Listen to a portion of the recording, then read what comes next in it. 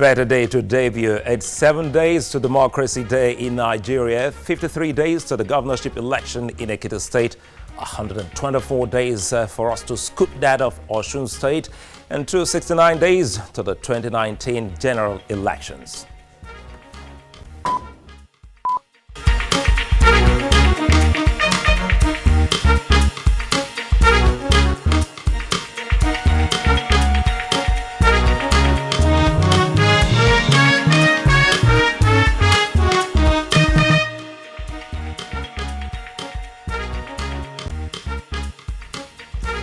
It's Political Stew on Television Continental. I'm Sulaiman Aledeh. Welcome. In our kitchen, we'll be looking at a potpourri of issues on politics and national development in Nigeria and across the world. You can watch us live online, on the go, wherever you are, tvcnews.ng. We're also live on YouTube at TVC News Nigeria Live. You can follow us on our social media handles on Twitter, Facebook, Instagram, and guess what? We made it so easy for you to remember, the All Political Stew NG.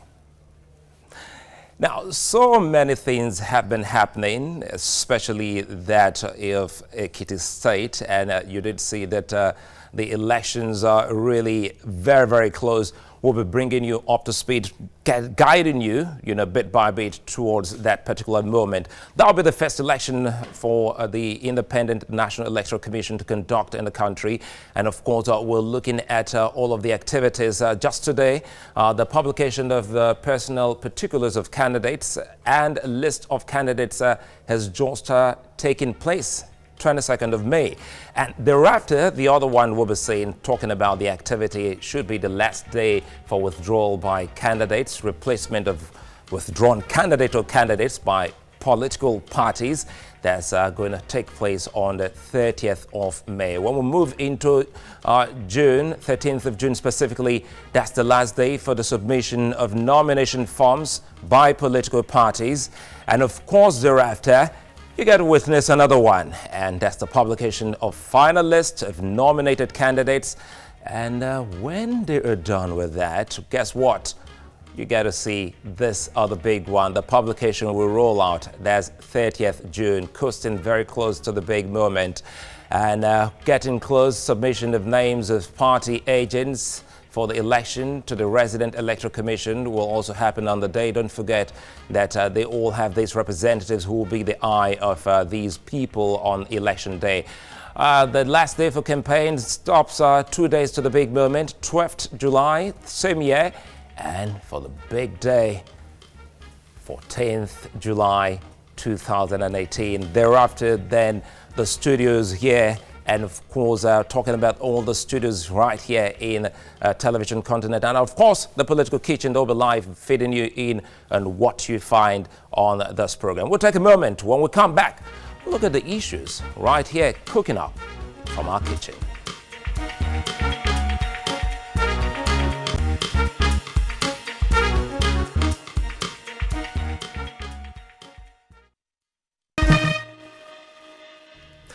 Welcome back. Daily a whole lot happen in the country, and we've witnessed many happening around the states. The political parties, politicians, as well as the bickerings within and outside are bound in Nigeria.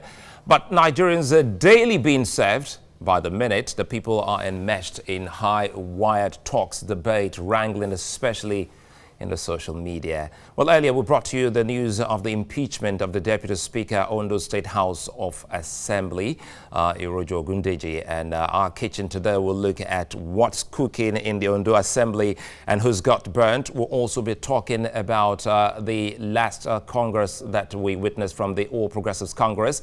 So we'll have two people to look at that. Don't forget that your vote, which we asked you to nominate those to be on the program, is still very much on course. But when this story broke, we decided to say, okay, if we can make a U-turn and look at this burning issue before we move ahead.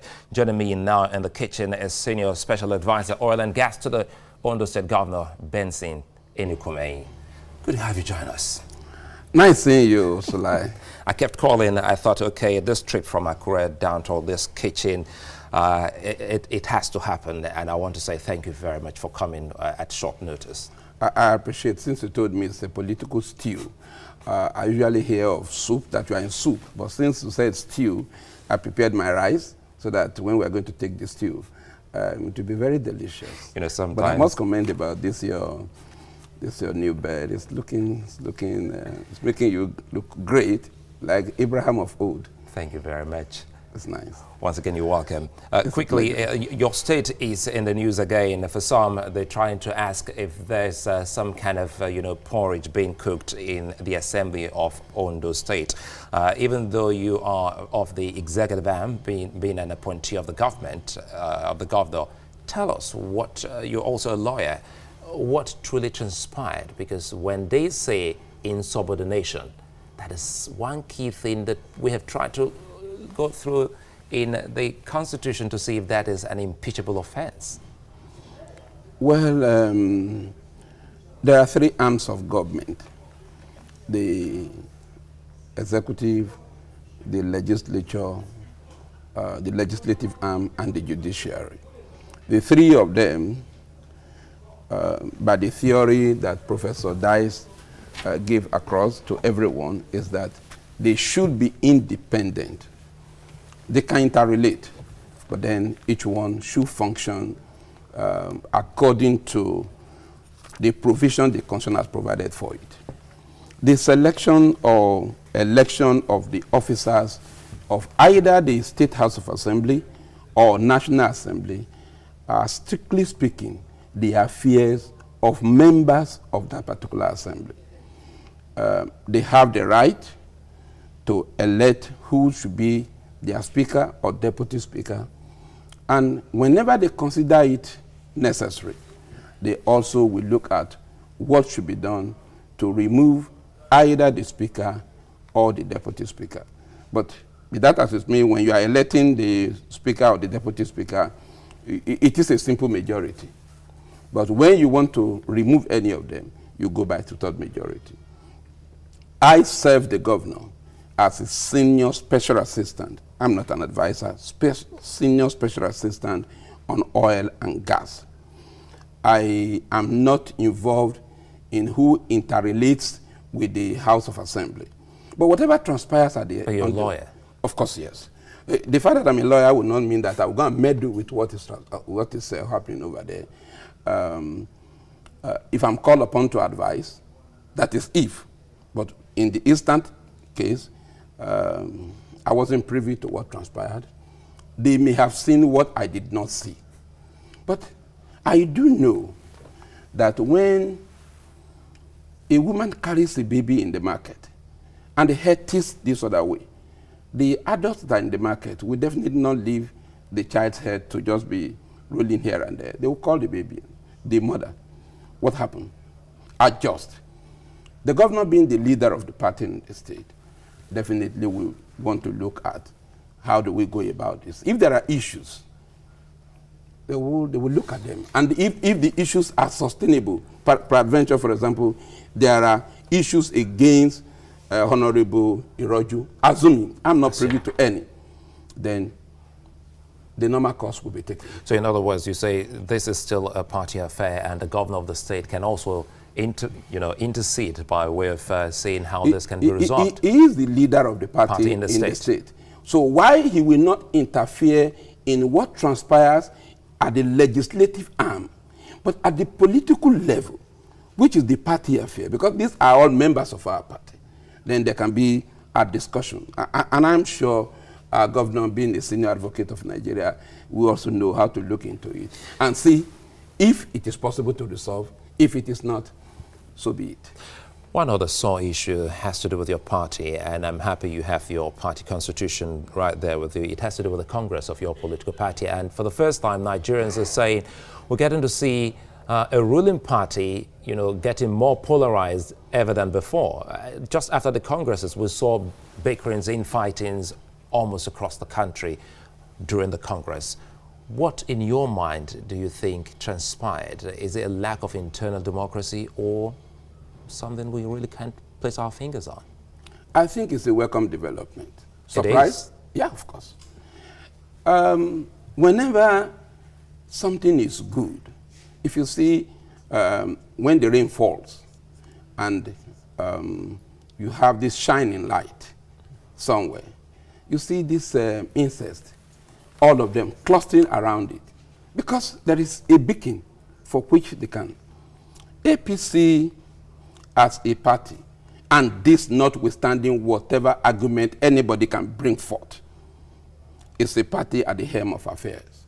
And politicians, be who they are, will one day or the other want to think, if this party is the one that can give me the ticket, I will do the needful. Sometimes it may be cutting the corners to see how we can get there. And this will therefore bring in bickerings and quarreling. I recall one of my lecturers in the university in those days, he did define politics as a class struggle. That was his definition. He said it's a class struggle. And what is the class struggling for? Ultimately to get power.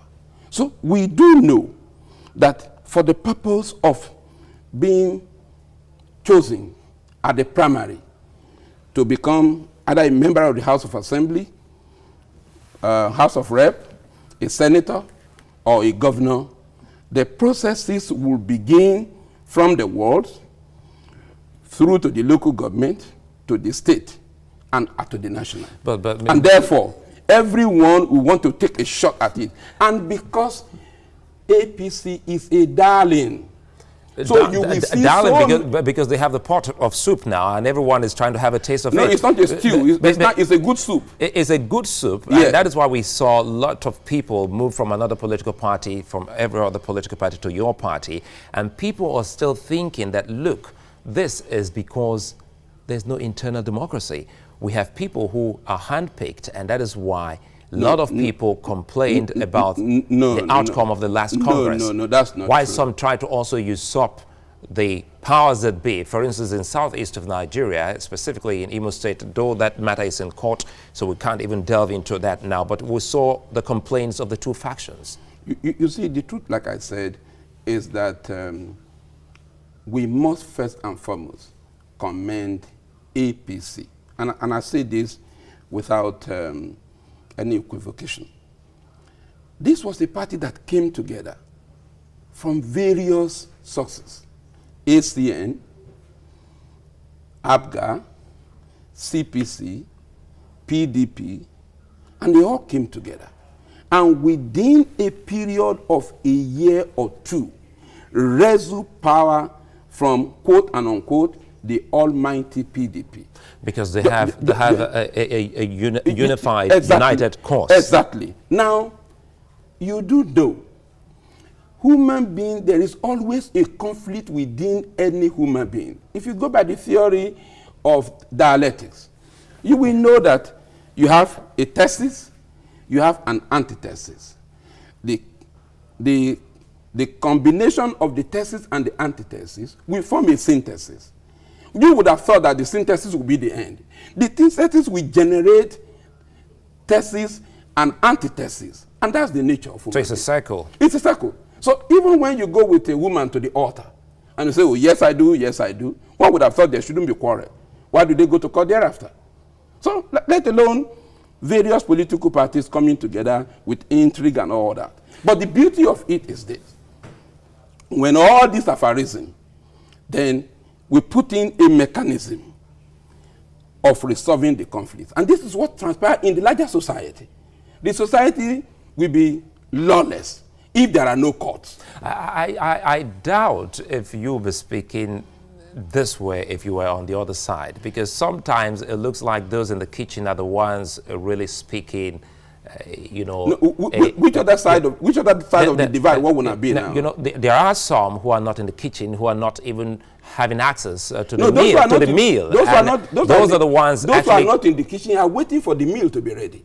And so the heat that we go through in the kitchen, the smell of the pepper, the smell of the oil, they are not partaking in it. But if they volunteer, sorry to cut you there, but if they volunteer to be the chefs, you know, among the chefs, depending on whether they are trained how to cook. You know, if they bring in a cup of salt and a cup of water and a cup of rice, you will know how the meal will taste.